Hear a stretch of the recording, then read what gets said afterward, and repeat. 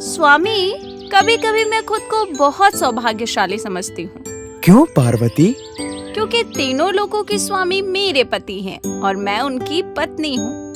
आप हमेशा मेरी हर बात का ध्यान रखते हैं। अब देखिए, आप त्रिलोकनाथ हैं, लेकिन आप मुझे झूला झुला रहे हैं। क्योंकि तुमने भी मुझे पाने के लिए बहुत तप और परिश्रम किया। तपस्या? लेकिन प्रभु, मुझे तो कुछ याद नहीं। पार्वती, आज कौन सा त्योहार है?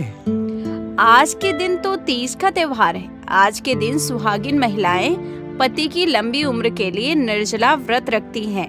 तीज के दिन आपकी पूजा करने का विधान है।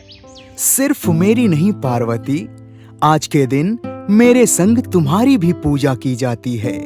तुम्हें पता है तीज का त्योहार क्यों मनाया जाता है?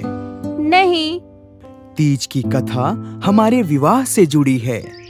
वर्षों पहले जब आपका जन्म पर्वतराज हिमालय के घर हुआ, तब से ही आपने मुझे अपने वर के रूप में स्वीकार कर लिया था।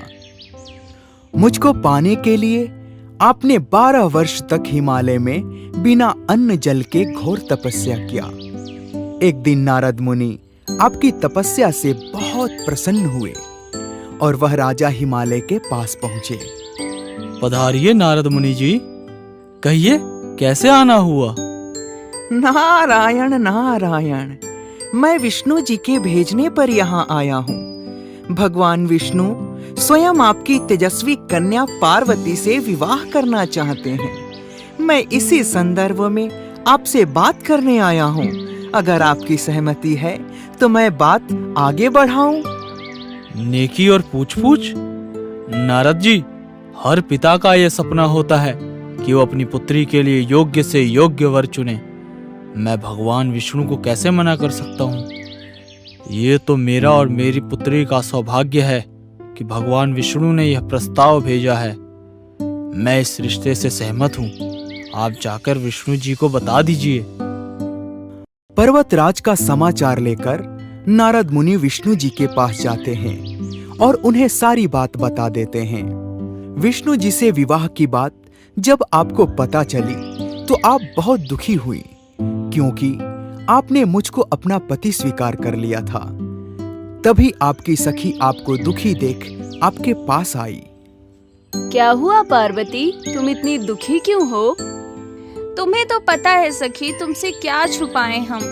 पिताजी ने हमारा विवाह विष्णु जी से तय कर दिया है, लेकिन मैं भगवान शिव को अपना पति स्वीकार कर चुकी हूँ।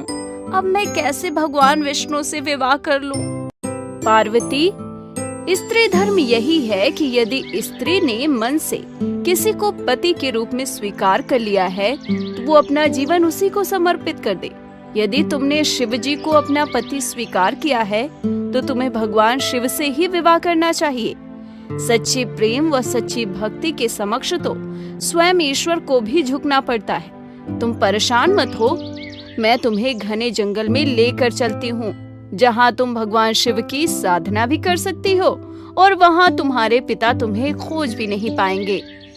आपकी सखी ने आपको एक घने जंगल में गुफा के अंदर छोड़ दिया, जहाँ आपने रेत का शिवलिंग बनाया और मेरी तपस्या में लीन हो गई। उधर पर्वतराज आपकी खोज में जमीन आसमान सब एक कर देते हैं, लेकिन वह आपको खोज नहीं पाते। उधर आपकी तपस्या के कारण मेरा आसन डोलने लगता है। मैं अपनी समाधि से जाग जाता हूँ और आपके समक्ष प्रकट हो जाता हूँ। पार्वती, मैं तुम्हारी तपस्या से अत्यंत प्रसन्न हूँ। तुम जो चाहो वो वर मांग सकती हो। शिव जी, मैं अपने लिए आपको पति के रूप में मांगती हूँ। मैं आपसे विवाह करना चाहती हूँ। यदि आप मेरी तपस्या से प्रसन्न हैं, तो मुझे अपनी अर्धांगिनी के रूप में स्वीकार कर लीजिए। आपके प्रेम तपस्या की जीत होती, आपके प्रेम तपस्या की जीत होती है। मैं आपको मनचाहा वरदान देकर अंतर्ध्यान हो जाता हूँ। तभी पर्वतराज हिमालय आपको खोजते हुए उस गुफा में पहुँचते हैं। पुत्री, तुम यहाँ हो? मैंने तुमको कहाँ नहीं ढूंढा। चलो पुत्री, मेरे साथ घर चलो।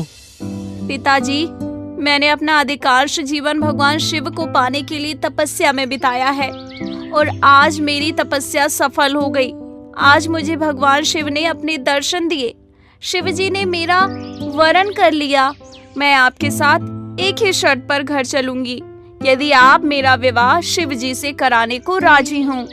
पुत्री, तुम जो बोलोगी मैं वो सब करूंगा। तुम बस मेरे संग घर चलो।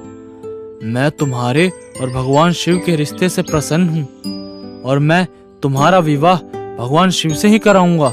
पर्वतराज हमारे विवाह के लिए मान जाते हैं और कुछ दिनों बाद हम दोनों का विवाह धूमधाम से करा दिया जाता है।